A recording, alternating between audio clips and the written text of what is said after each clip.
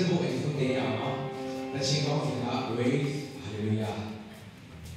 It is here. It is here. I'm going to be there. Both of them are the rock. That's when the book is there. I don't know. I can't hear the sheep on there. I don't know. Better than I sheep on there. So it's just the sheep. I don't know. Raised. Hallelujah. As a blood. Then Jaya is not a sheep on the sheep there. No, I can't carry. She got more. I don't know if carry a bomb. You don't know how many years ago she was there. She did that. I don't know that. I don't know.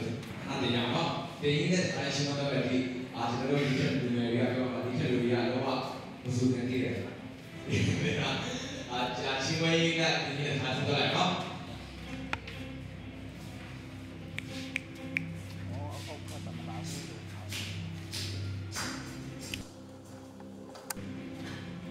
Always to be a good God. And another hallelujah. Always a hallelujah. In the presence of my enemies. Always a hallelujah. Louder in the alleys. I'll raise a hallelujah. My woman is the melody. I'll raise a hallelujah. Heaven comes to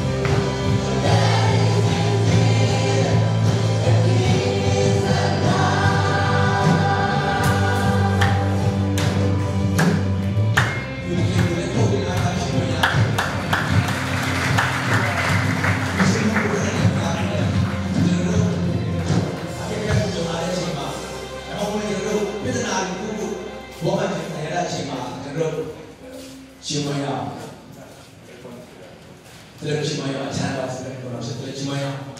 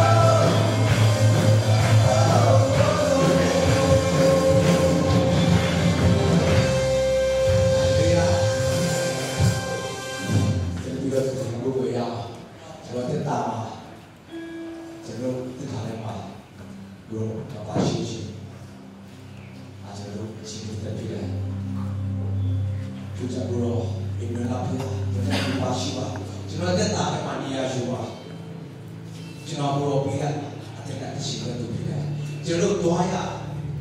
တွားချက်လာချက်ကိုဘူးသွားပါဘောသူပါရှိပါဘူးတော့ပြန်ခေါ်ရကိုရောအင်္ဂလာဖျားပြတယ်ဆိုတော့ပြန်လို့ရှိရတယ်အမေကစားတယ်ဆိုတော့သူပါရှိနေတယ်ဒီစမှာပြန်လို့စားနေရဘောသူပါရှိတဲ့အကြောင်း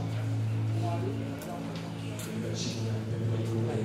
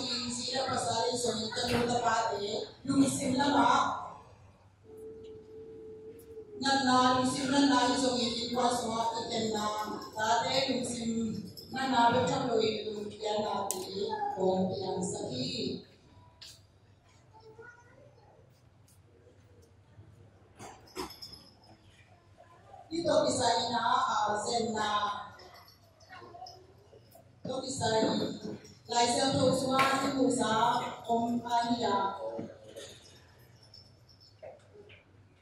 để biết anh xong cái chung anh ấy đi na xóa lúc ba đi na về đi ngày sinh nhật thay lại các bạn chỉ là đi chỉ là lại xem thôi xóa nào đi chúng tôi đi na đi để tập chơi đi na đi bỏ là rồi này rồi giờ là anh nó chơi đi na đi nhà rồi đi na để qua rồi xem nó là chúng tôi na để qua đi na xem nó sẽ là đâu đi bỏ là số cái lâu này cái pin là số cái cầu số này đi rồi sẽ tôi đi na xem là cái na tại nhà nó đi mà rồi nó cái ta trên tao bằng cái chuyện là anh na sẽ chúng ta làm việc đó là đi chỉ trong cái gì ang nakalian na kanil sa mga zone. Iyo ay day na mong zone sa ang zone na Diyos bigay ibang zone na Diyos bigay na lusin kitang na lumpia na pagnapisok at hindi. Ibang inapasya India sa kampe, iman na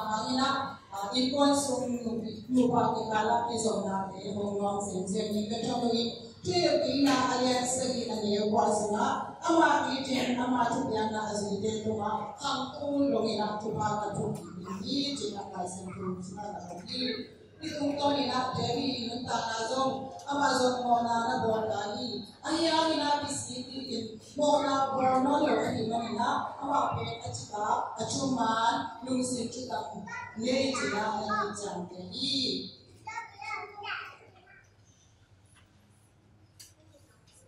apa ni na ini jelaskan bangkit mujayam jelas. Lepas itu lagi na kumpi kamtan nasa ni tilung sim nai suna tupi ina burpuna na genso ni tilung sim suna ibang ina nai suna kote bangsi kanina bisa jadi kai jadi ni yam ina nam đi ra đâu mà nắm thật là Christian trong tân là cái gì chỉ cho nên nó hơi tâm bi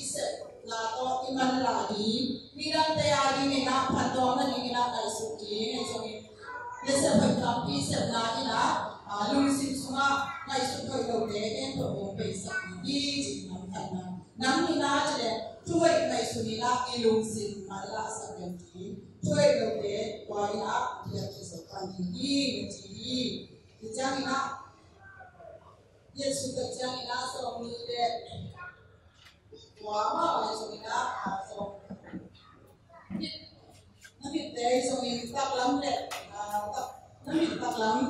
ina ai song ni tak lam tu ni ai song ni mungkin asal pada ni pero pai ke di cina tu itu bahasa Yesus ni nak apa sih dia nyam je mungkin sate ke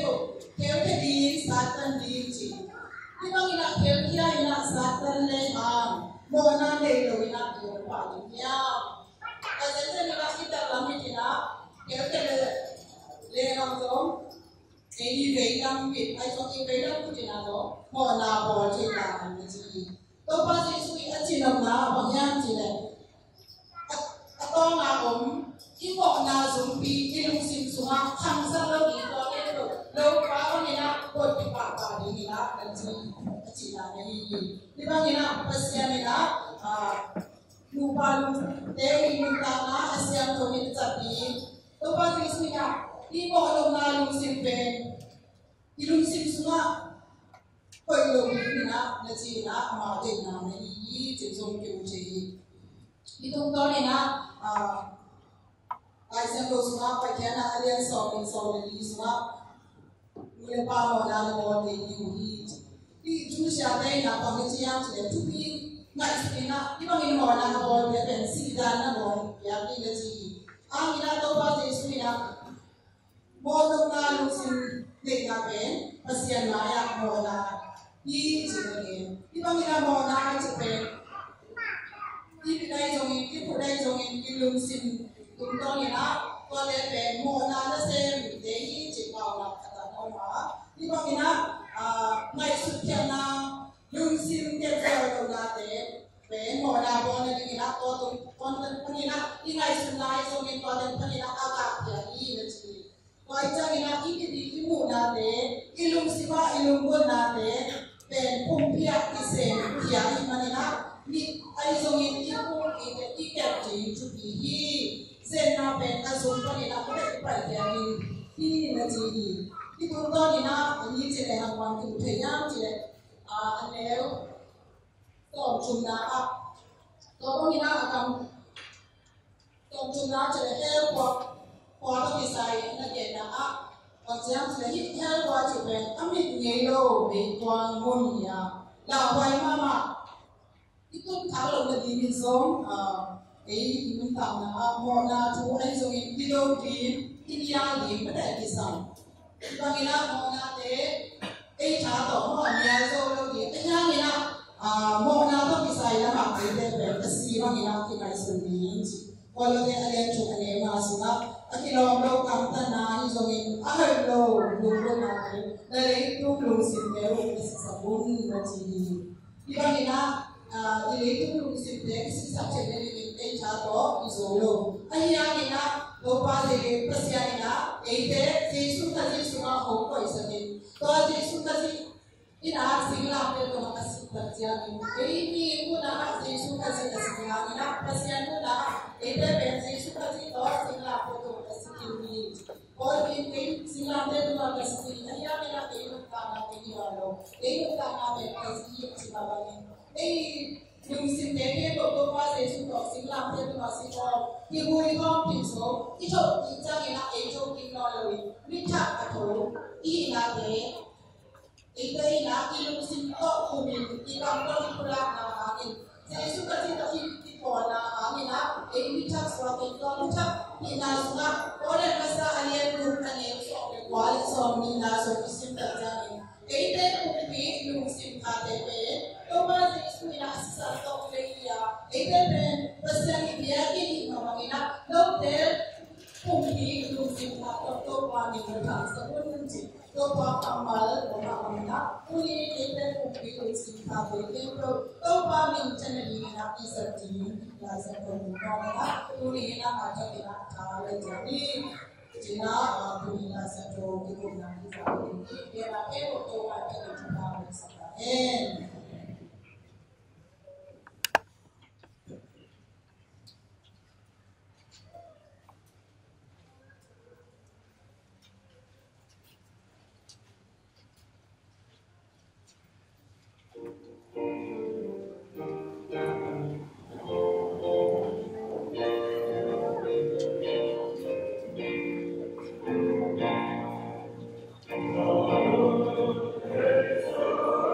Amen.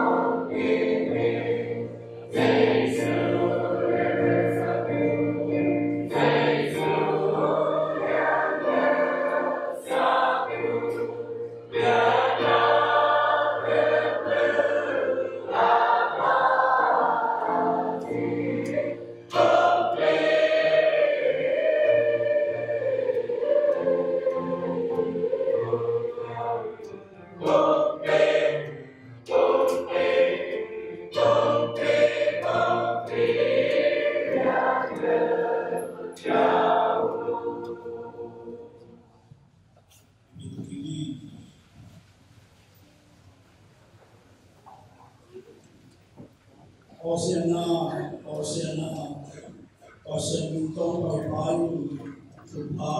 kaden waktu pasien bintang kaden jin bibiden ng ongyan sakit tongdonin tongpaton mabangin kuing sa kalian pe pasien ng patoin ng ongyan sakit ng mamin sentro tongpaton waktu dari kita awalnya ilayu natadeke berkule nabiyan saksa lentuna namating na sakarin pawasya kakin kapabuwa libopo ay hangina ite mo ikaw ko na ulay lakin kote ng mangyayin na umulungo kay man nagkiyan mongzon yung kami manong tamakin mo nama tunai na pemulung illa hasil perpasian kompes mama usela lungsi pungbi khasana dana nunta harjupa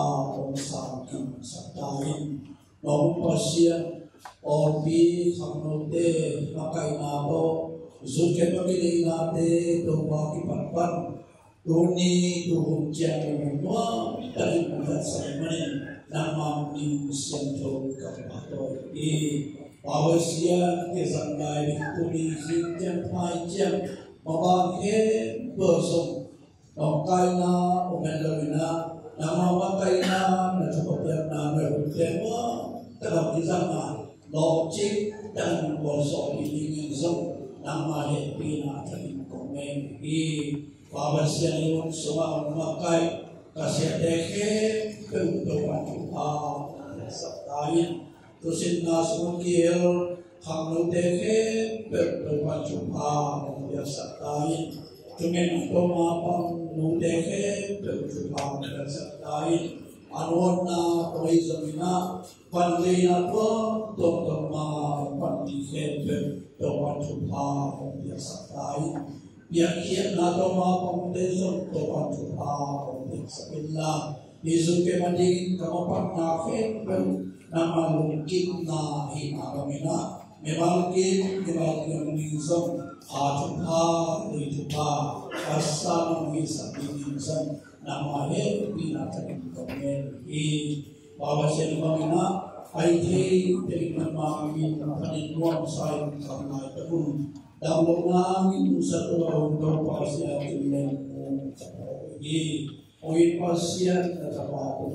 alam dah dan nawang dengan kiram sekitar namun hoksilla alam sim abu biarha nabi Yesus tanah dan nabi masa kina dengan komedi bukan sebelum kepada nam biasa illa nama dia usia tujuan tujuan biasa lain sabau kedepan insuan kiti kemudian sabau tumesan pinyang memang tumesan biosian jin tumesan puru jilian bau tumesan mukolo da tumesan pinyang alian tumesan tangham tapi kemudian penangkipan ada loke bermesam topa dan nasaka juta awasya pelajaran orbi sukonina war simpambang ide kapori langsung dan dua asin na he tua đâu pa nong chin nong kim sakin la nong chin na đâu pa nong tu bi kim na yin zam na ma khuda ma ko ne pi na ko ne hi Baba sian tulai teman sam Polri sukanina kanunta sia kamapan lohi upinu na sente teman teman bersakin company tuang tuang NGO tuang na sente teman teman bersakin support Bible teman teman bersakin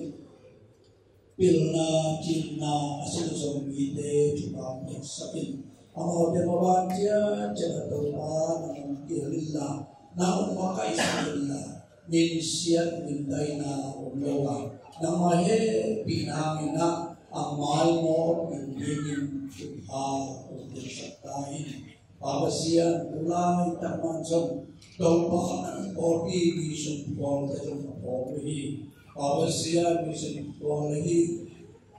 nan mawahi sawin yang terkait dengan tanya kisah dengan dibangun semua contoh apa sebenarnya terkini ini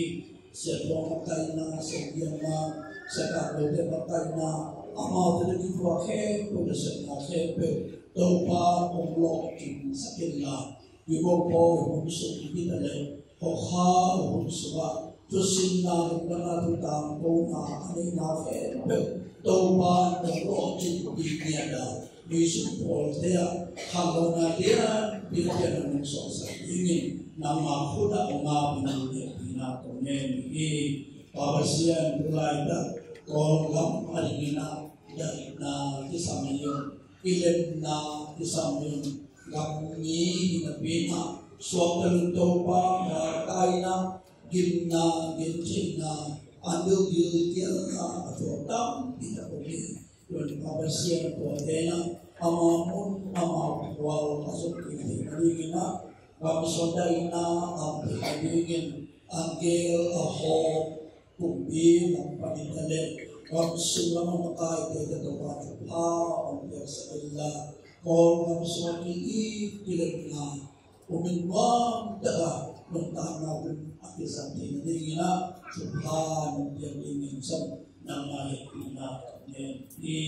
babasian tulai takina kalau itu ibu dipolna emisi hobi tomat tomat sakit kalau tomat emisi hobi tomat tomat sakit emisi ahi zamina emisi ahi zamin CDC ahi tomat tomat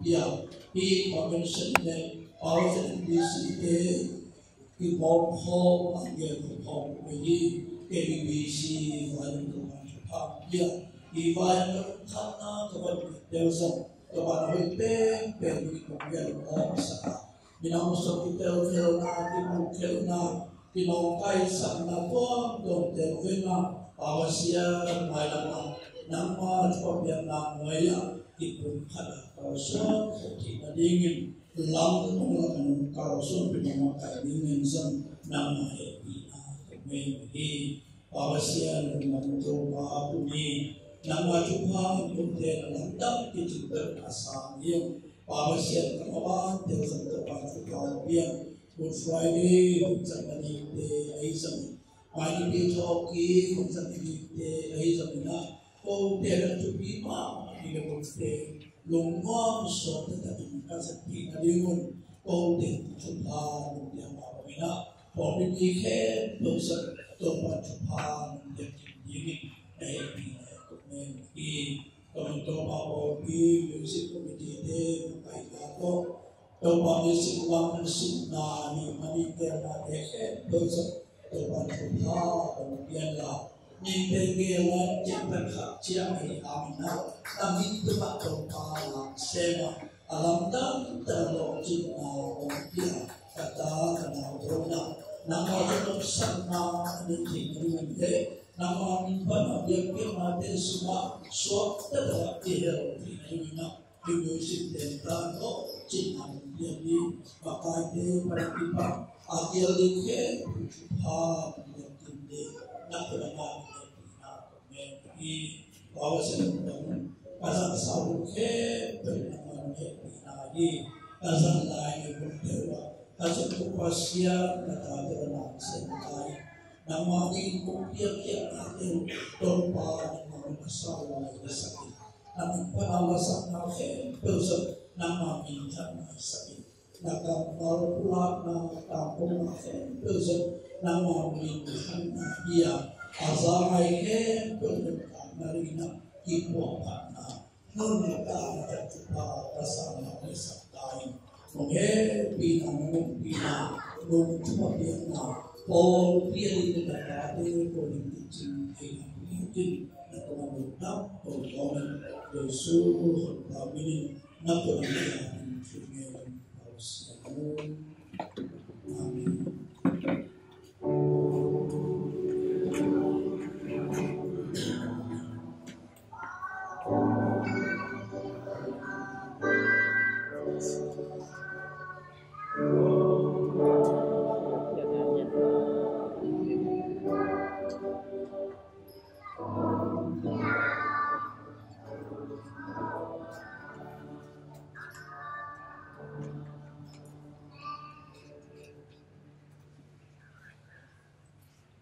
Ikaw tentang semua kumkat tadi kita ilalape penjum hakun asaupe lebih sampai kumkat dan sampai mulai kita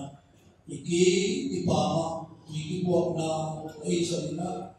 ama ko na semua isalin itu sana maya isalin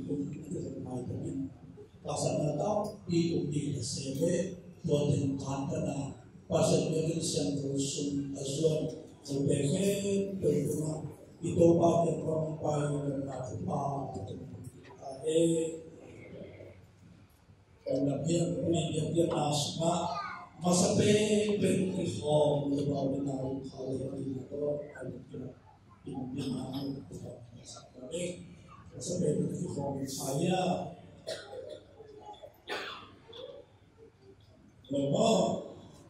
bahwa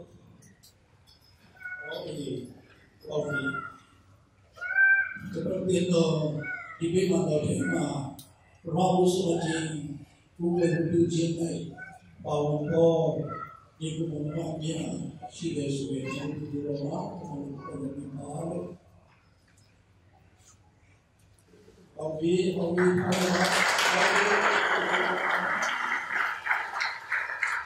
kita berbeda sebagai motivasi, audi lagi, terlumeh, usahumeh, di Kikhopna, calo dendonya, dengan awal dari juga suci, awal dengan mengandung semini dendoma awal ini memangnya percaya dan lebih bahwa lalu ini memangnya lalu Yesus itu ini itu soal Yesus itu orang kaya namun lalu apa jawab tersandingnya di dina tema yang mahu itu Yesus dari kaya itu coba ya Tusinna tukisai oke cilikan oleh Muhammad tusinna tukisai pasal ini nato zanghal kita zangsu dua zati takjil dua dah kisah ini pasal cuma kalau ini song sangi bang akan mahuia aizamina zawal kalau ini takia dosong pasal tupai cina Maka itu kakak pulang ini, kalau popi, lebih dari cuma kalau tahu lah, cuma nato apa di mana nak popi, ini demo lebih dari semua lu kesukaan ini semua lu makan ini dengan apa ketemu dia, kalau tua dia apa ketemu dengan pulang dia, ungsam popi, tuli dia nak pulang di popi, pulang sunan event pada kaum dia, problem dia, event dia sudah sampai kaum. ตัวโตเจ้าสูงเป็นเสียปีปันของสัตว์นี้มาเตียนตั้งเป็นนาตัวเตียนตั้งเป็นบินังหินาตัวนี้นำสุริวัยเขาถึงเสียปีปันเป็นดีกินน้ำหินาใหญ่ที่ที่เป็นของไม่ยากที่เสียปีปันเป็นดีตัวอะไรอ่ะขับรถเต้เป็นเลยนะตัวเล็กมาตัวเล็กมาอีกเกลือดีนี่ผมชมมองยิ่งไอ้ตัวนี้พ่อดีขนาดยิงสังนั้นเป็นวันนี้วันนี้ที่เป็นของดีนี่ตามันเป็นเด็กต่างกันเลยนี่ตามันของสวนน้องยิ่งเลยนี่ตามันดีเป็นเอริวายดีเด็กต่างกันเลยนี่ตาเสียแค่นั้นดูเสียชิบุญจงสวงยิงเจ้าสู้ฟังบุกแค่นั้นดูเสียชิบุญองเงินสวงเป็นนักขับรถเต้นอีโบพี่บุกีอะไรนะกงพี่กันมาสักทีที่อัมจักรกำลังดังมาพอบ้ากับบุกแค่นั้นบุกเงินเสร็จนะขับรถเต้นกันมาสามเดือนผ่านไปปีก่อนสุนัขเอฟาเสียโดนขายาอีกแล้วสุนัขเอฟาเดินเสียโดนขายาไอ้ที่เอฟามาสุดบุกแค่นั้นสุนัขเขาวันนั้นไงเราอยู่ขายาตัวนี้ตาจริงจังสู้เขาบุกแค่นั้นบุกเงินดีเป็นนักตัวนี้ตาบุกแค่นั้นอยู่บุกเงินเราเกี่ยวกับเล่ที่ตาเอเลียจริงจังบุกแค่นั้นจุดตาโอ้น่าสู้กว่าที่เกี่ยวกับเล่อีกคนมาสู้เสียบอยบ้างสู้เสียบโลกเลยนะเด้สู้เสียบอยเด็กตาตาเด็กเด็กตาตาบอกว่าอีไรอีบ้าอีada belum ke ipan susah podi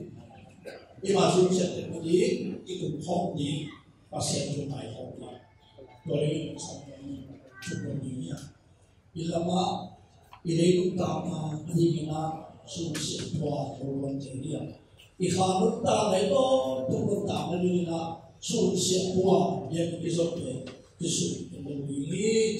buat proses kami Udisu disebut ahun, kita cenderung ahun, zincap sunfwa, kita tahu ilahi mana, kita kalau bisa beloke, bisa cenderung ilahi juga, pasal kami.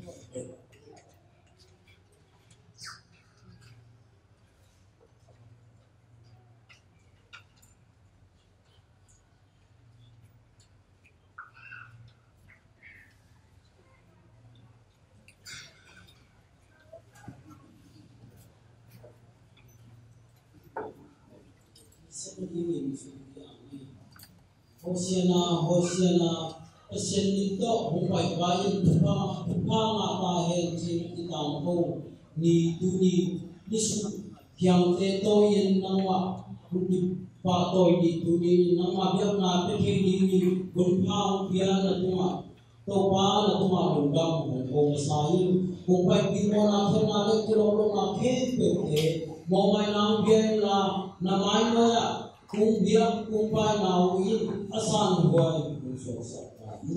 to papasyan tuligin kamisin teon kaporuhi tulatakin o mangaisang nanmawa o siya ken katuang to patanina siya kado pangle yang tanga siya kinhamang tein mission nasilna pangin ahinawa to pa polgam ko nisan moya nisan huakin genthein aksanate mo pangin namatute tangro pin ahinadin oto pa kaptan kaduang to teke to panaman mo sa nila na tunala azanailo azanwang teari na to pa sa pinaw deo naman mo sa kain kinapapanin man kanilo telesin na keke naman mo sa kain to pahilayang kihong ko minakatselyo di katawan kamo buwangyo hokin oto pa o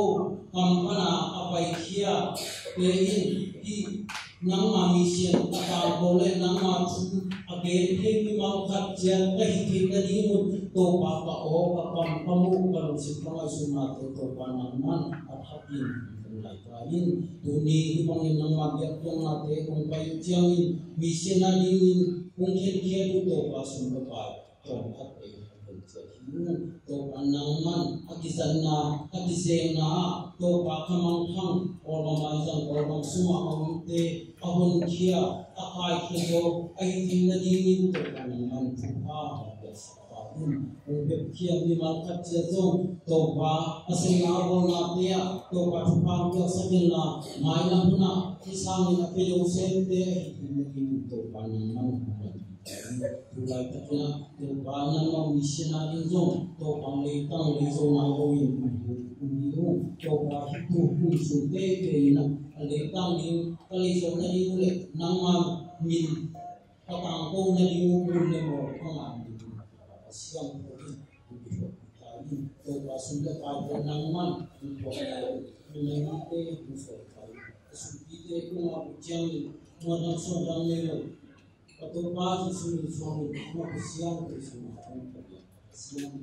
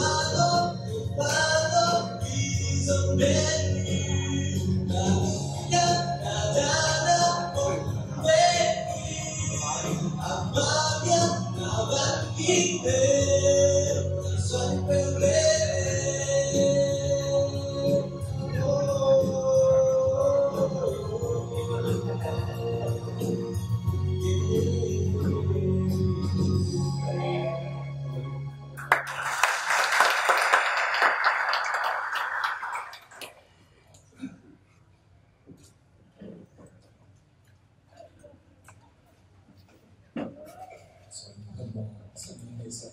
da so hai tuni on Sunday ya se tu pado ibo boy su bom kala ite ka ko la se ke na wa ka ke ti na ke se ka ka ko sa na ke na te na ho no yile ba ma ko ito ki bom ngai le ilo kha ka se ko ito ki bom ni le ke se ko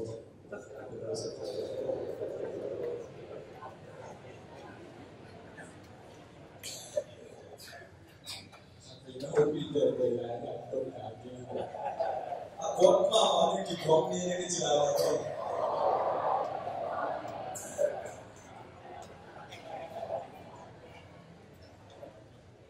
Ini boleh tidak coba lepas mungkin kamu orang mungkin saya mungkin dari nak sesuatu mungkin kita sunnah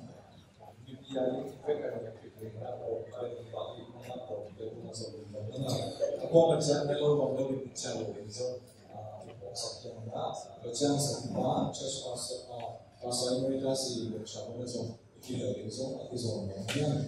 baru macam apa macam tu saya macam so kita ada so kita tahu ada sebenarnya kita itu so yang sebenarnya bukan cuma bisa saja pun ada yang kita才将所跟人民一个民啊，进行了嘛，和他所承认的是很多的，他们的东西质量的，东西质量的主要第三个是呀，忘记的东西的质量的，一方面的忘记我们自己这种的原你当然了，这里那这里的那多多那多出 homosexuality numai pasal kita Kikhopna cipta bangsa bangsa satu yang bangsa bangsa orang yang boleh berpin bangsa bangsa kuat juga bangsa bangsa yang saya dengan ini kita sebenarnya sejak boleh kita level worship cipta bangsa resource sampai resource apa mana become loh na Sumber pada tu kita terlari, kita terlari sesuatu sesuatu. Jadi kalau so orang bukan kita orang kita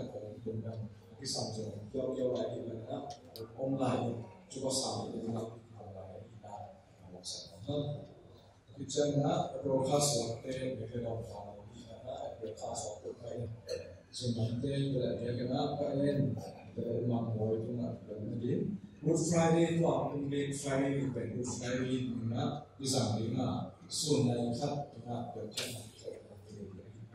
itu kita formula berjalan lagi aku yang bisa Sunday soalnya kan itu aku kena beli pun rasa kopi mana jadi pun aku main kopi semua jadi di dalamnya terjadi sebenarnya yang ini jadi macamnya di Shibai Shibai Macam mana kita berdoa pun nasi nasi, ada nasi macam nasi pilih ada jauh macam music scene, all music computer mereka ada promosi ni kami promosi lagi, kami promosi so music ni naik orang so naik cumbang ni sunset terus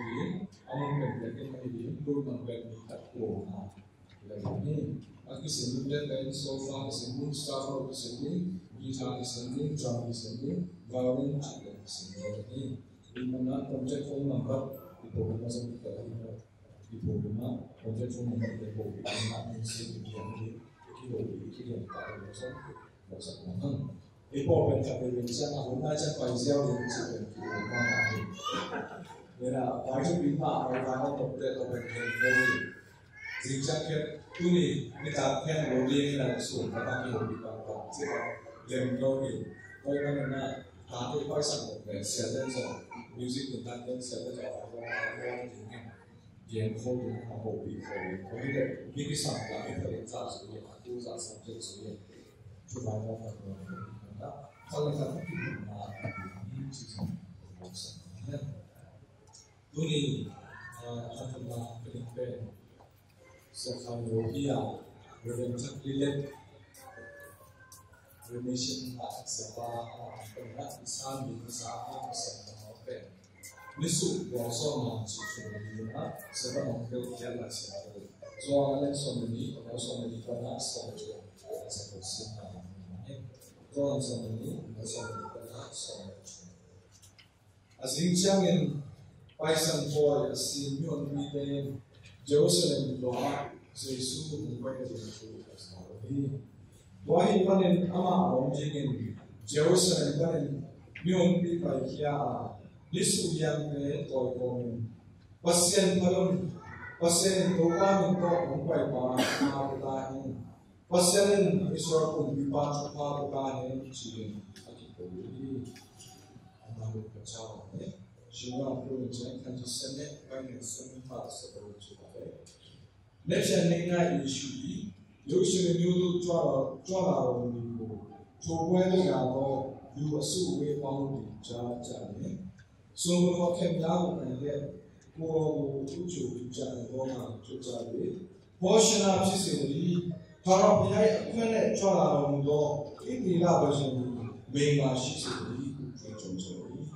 which is not a Chaskaya is a book to Balime so Ricordo da non so le cose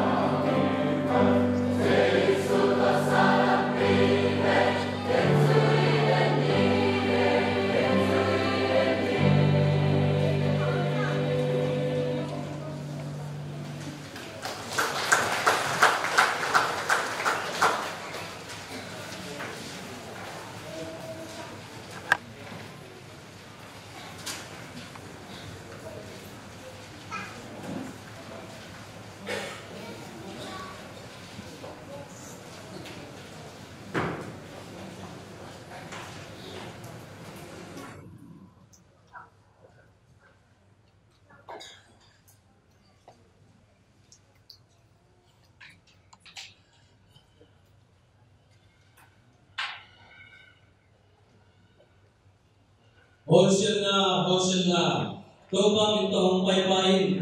min chan na ang ton tung ta hen. David son Jesuin chupana ka hen. Nếu lại đi sụp đi bị thế à? Yakin kolam về mun at manina ada suna pang te choi na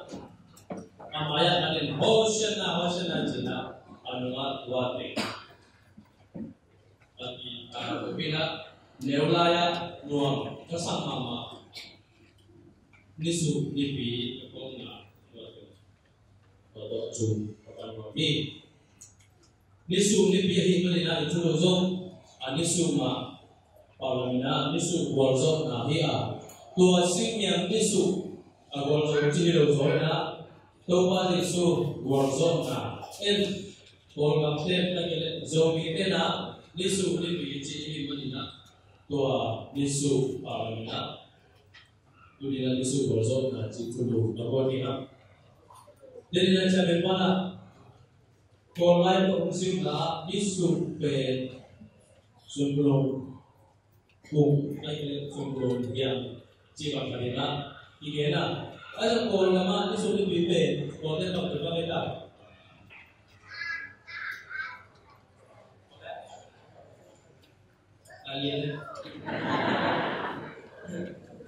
alien pamamalin mo talunket ayam bahang talunket ci bahang sumbrongket ciluyang jiwaya mo itu mo dalam dua nisu kung au na dia nisu yang disama himaya dua pun dia nisu di bisa bicara pada pun kata dia nisu kung oblo olim kung kowo olim yang kung bisa himaya olim Sunday jom biji jina mun amun awal toki suina tuni bangsa ni cipen mundang dia amin ton dua ibu ina orba bangjo dan pen ni jina isa meji masalah pulang rumah baca ina nisu ni pito kisaina leitung kumpi Konstantin Tapiro unsur kita siapa jadi kumjarum di lain orang Tuhan ama ini Tapiro suat nahan kiswak kasoleh lagi mana Toba Yesus buat soal Jerusalem umluti bangsa ni Yesus ni pimpin Jerusalem ma kisah gila dan lagi ada dia ma kecil jangan Sunday school now pakte Sunday school sesama dan makai siami. Ama hulai na now pakte bebeloin. Tuh ni pasta, ikan pasta tema ina makai na ama ki betul arsi tema ama ki arsi. Yapen na tu kisah tua lade sana. Kalau ina pasung pun apa yang kita join na, umpai ina lampia ni sudah join na, biakin umlu ina. Biakin luncang zoom, biakin semua kalau korban pasien korban nala saling natingin boleh nato bagaimana, jika buai tapi na topa Yesus Jerusalem golzo amulu nabi, na dulu bejina, tak dia jadi. Lagi apa yang lagi sama orang na pante Bible visual lina Yesus yang,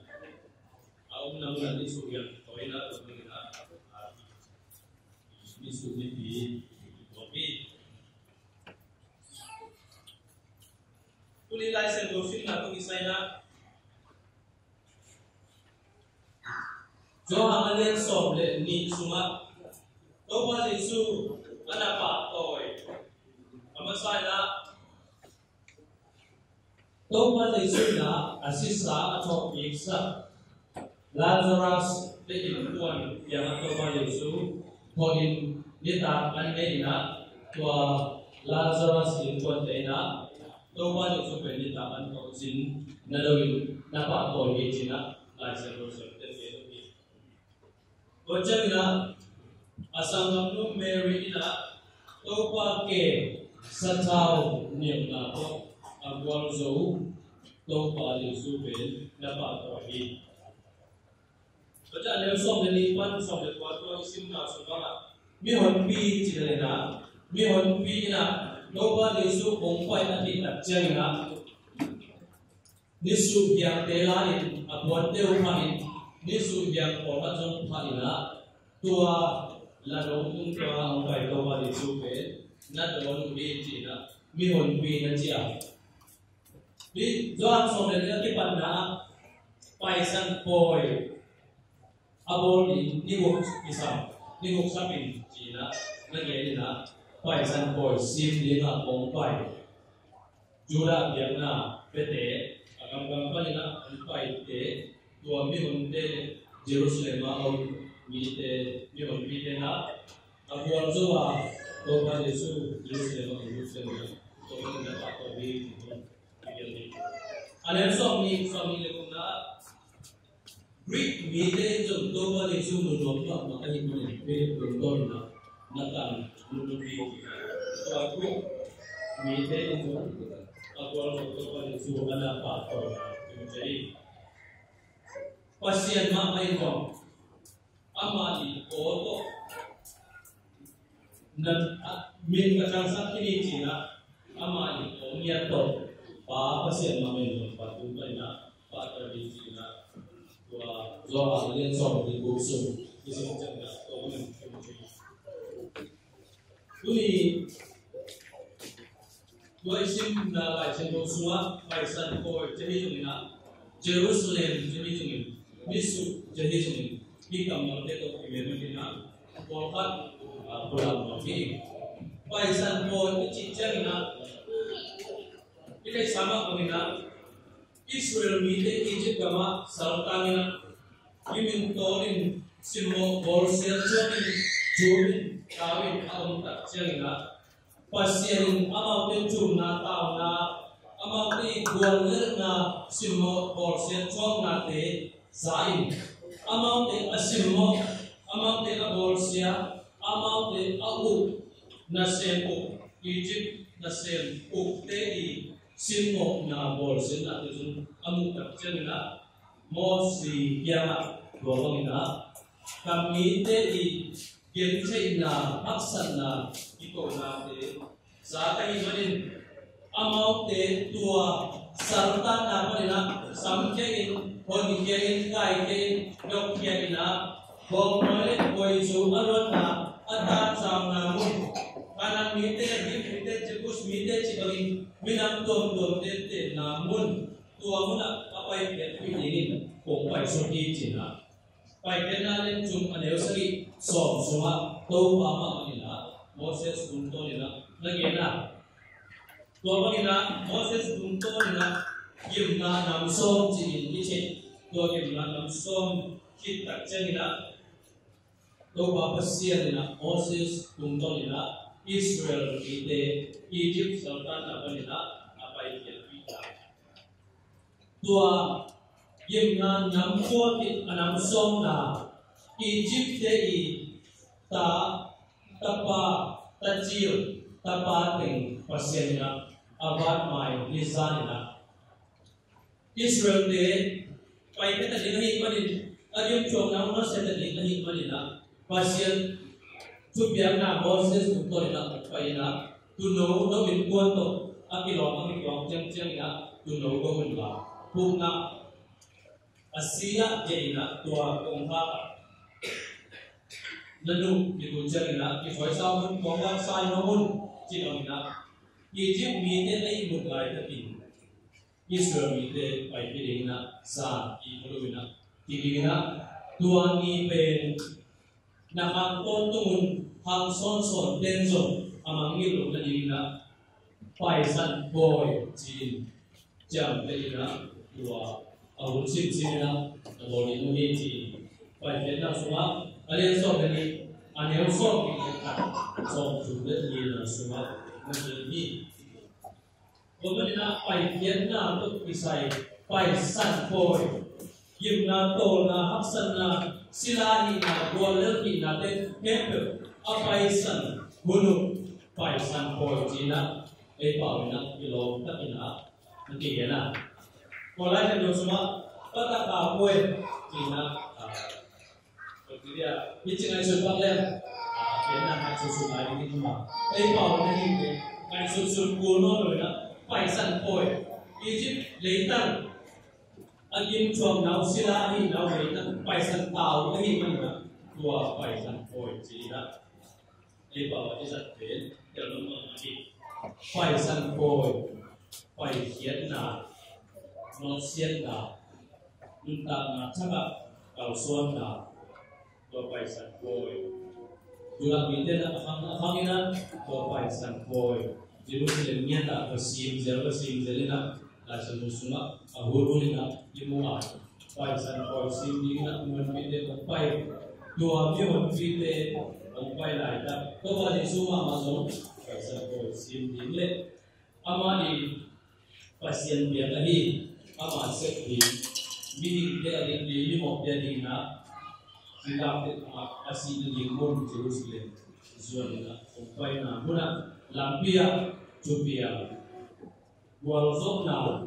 amai kan chani asidi ahi jenjen hanina ama pe ban panong ki choya ki pani ai ke leitu pian chen pe kon pasien dia na pe pani to pa ni su pe tua pa walzok ki ai ke sa ani mani tua ni fe asi ma mi tena golden chia ki na su silam te wa aki tha ma le mina to pa ni su pe walzok ki na tum bi ahi na pe di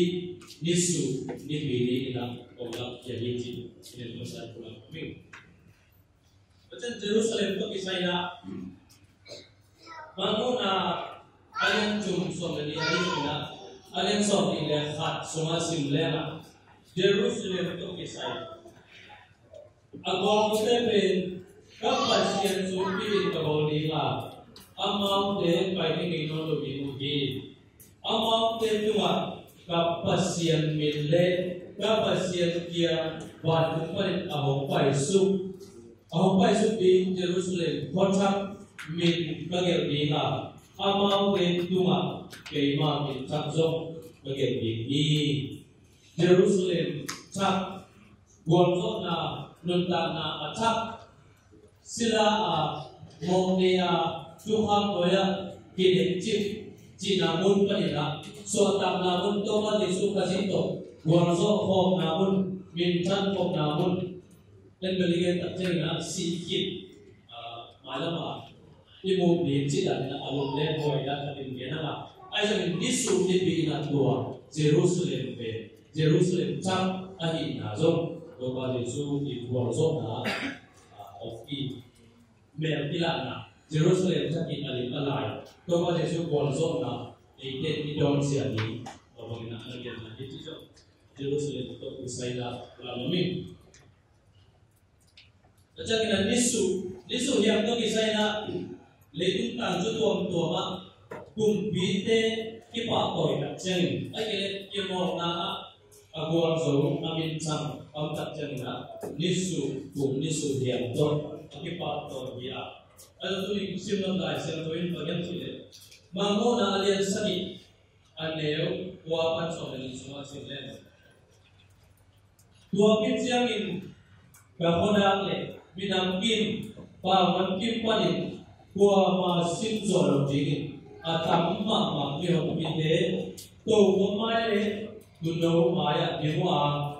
buan pa silin aku tua nisu yang atoyu kemuhi amau tena pita ni ogin to kom tuma atu e pasien le tuno pe ite ahon kia ani ubi aji ubi to kom upate le gani lite ikora watu mike pebdingin to kom mai tadi tubi pasien biawa amen ite pasien thana minchana pilna lungdam tuna patoina bang lenna le thana tondungin neta he amen jina dua mungina chummi misiam chotena ni thani takchangina itu pa kumpi pa ipa toy siari manguna ni subhyang toy chin nagena tua lien ma nisu ni pinina Tawa Yesu gorzo asila Jerusalem alun ni maina tua borzo na tina lai sang dosin na suma Hoshana akhirna homonin jinahin asung toto pa Yesu borzo homlu pe homonin chia buket na liu na biloina koi chige jam chi le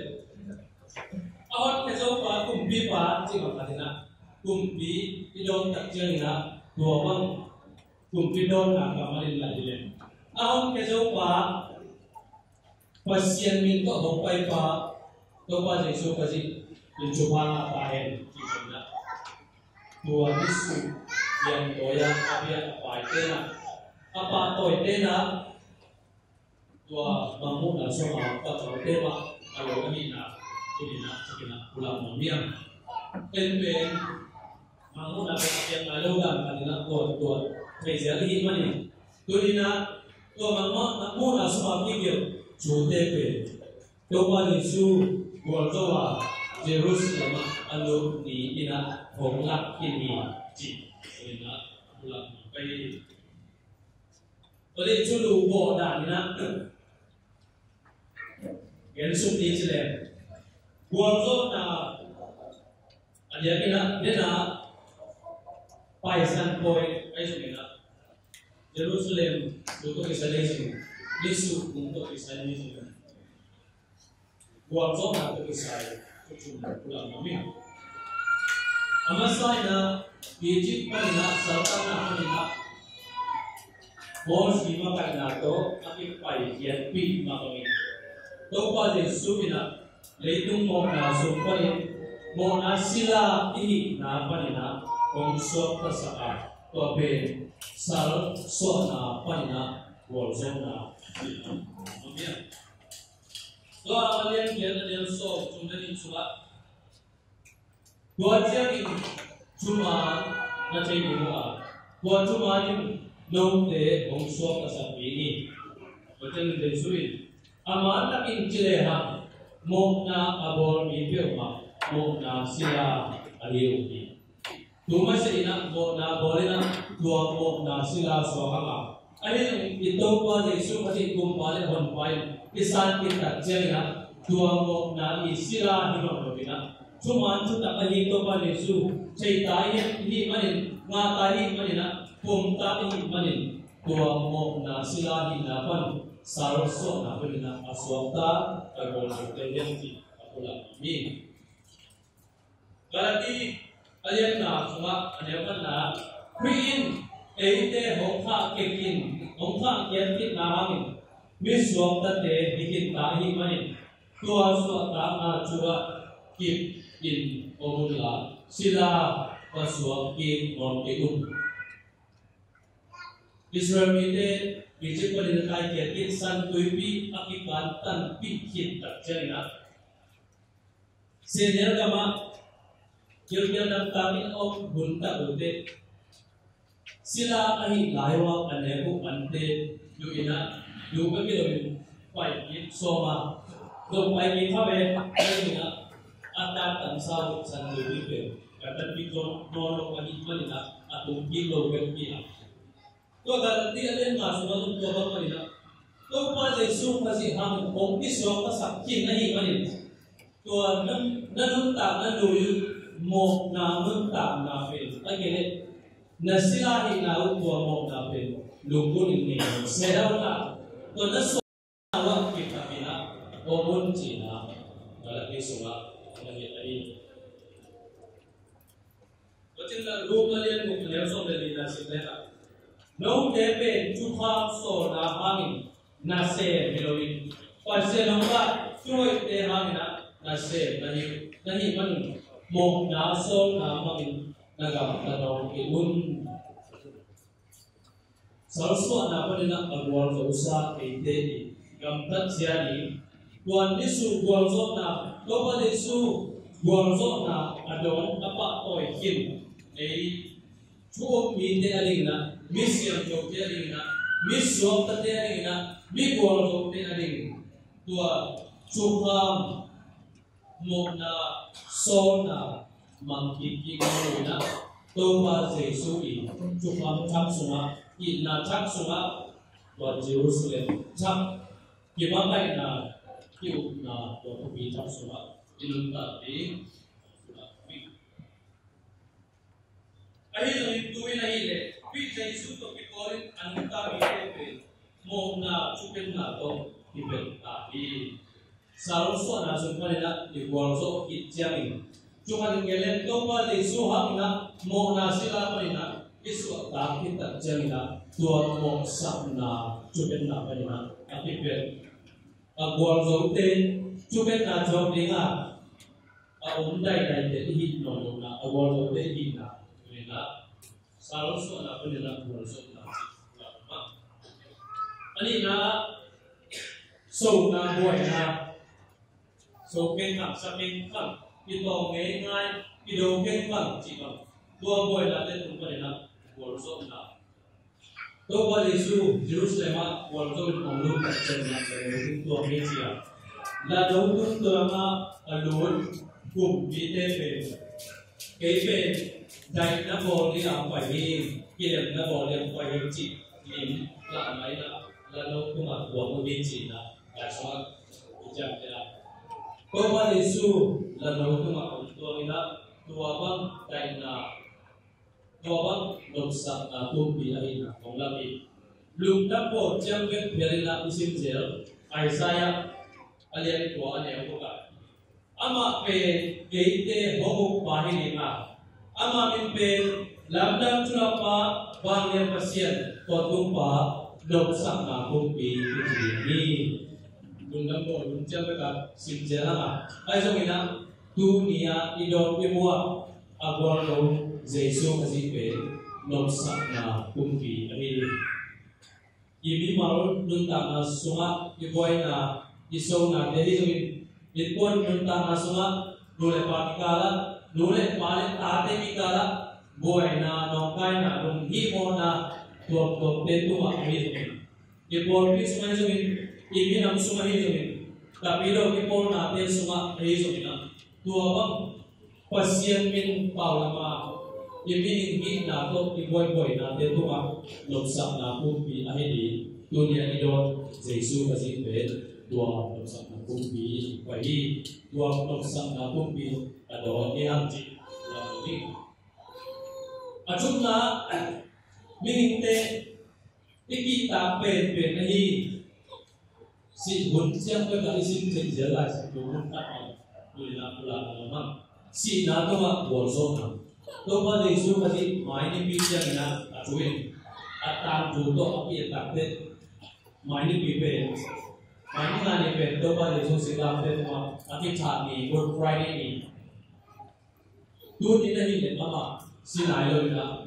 wal zo sai na Jerusalem om lu chi hanga dan yang sama ko na pe ngani silam te ma ati tha ko jen ha na dunia na wal zo na pe atau tu na wal zo na hi la Mula so isip jang na okay na. To pa Yesu na ama ani ni na ite ani na ko zo sa chupe. Si na to ma ko zo ma ni. Ama ani ko sa mali. Ama ani sa to tu jani tu ni ato tu akikero ai mani. To pa Yesu ari na hi si na to isai na to ma boy lo wa. Ai so na ebi te asitei te mo na tamanin si na ni ji na mo mi mo iso te ta jeng na misi bagi mo ini mana tua si na apa na gorso na ika ichi ni tuli na itu apa Yesu si na tu ba gorso na Jerusalem omlo dia iberi semua omlo dia minta na semua omlo dia tua gorso na tu omlo itu apa Yesu acha kali dong ceki tuli na si na tu si na tu ba gorso na omlasa itu apa Yesu ini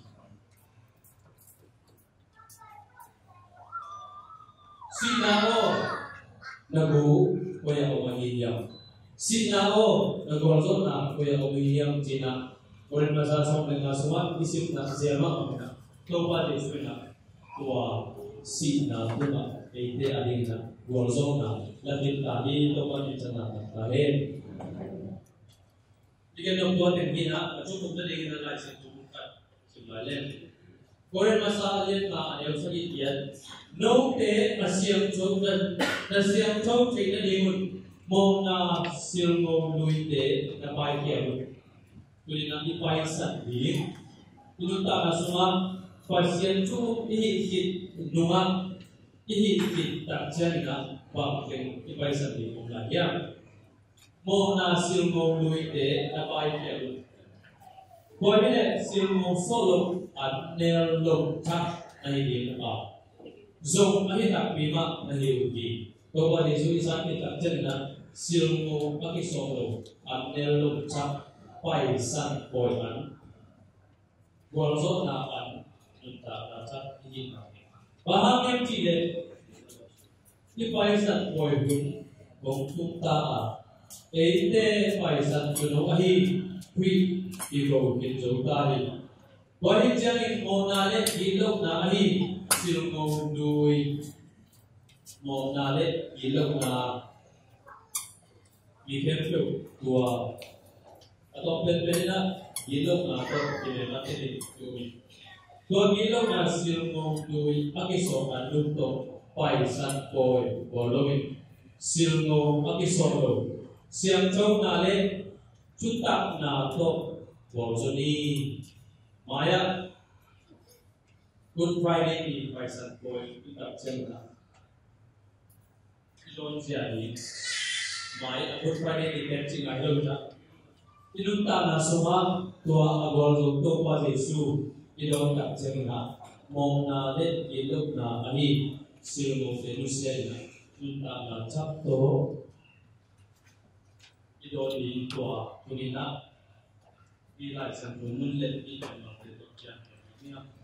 Kami sampai mau nasil mau te paisanin, tua mau nasil mau te tuma paisan boy boleh. Kong siang sampai pasien tu dong pito pada Yesu,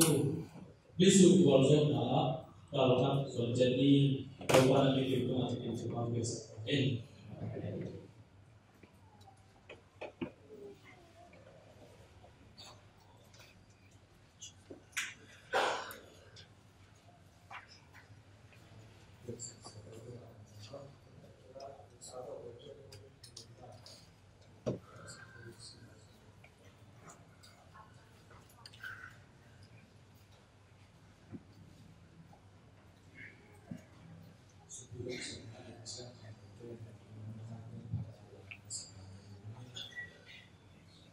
Ini salah lantar itu berbahasa kami.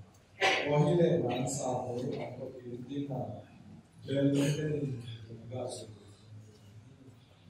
Ini usaha ini juga ini sudah kalau ya. Ujungnya ini sama seperti jual ini seperti ini ya. Saya itu kalau seperti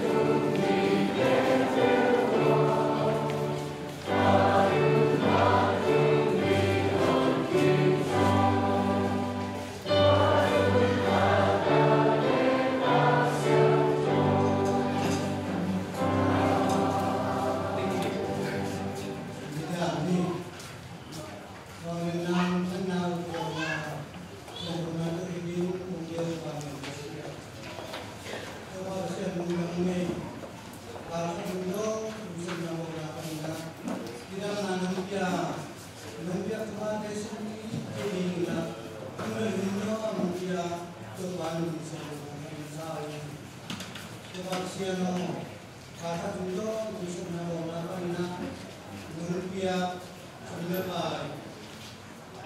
Biakpiak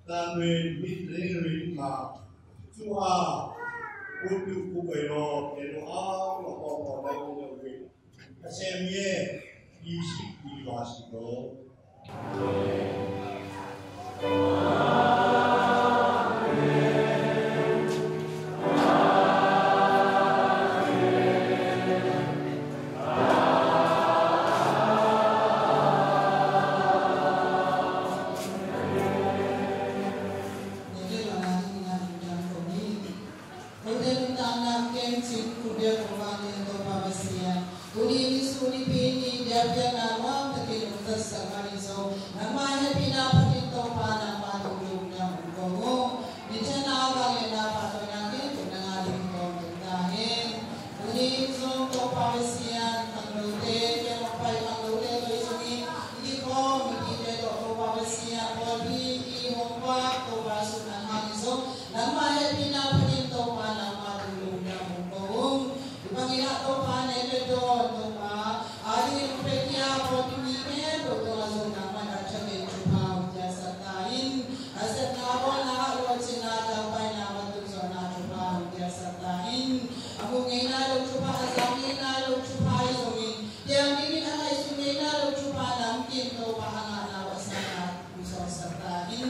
anh em luôn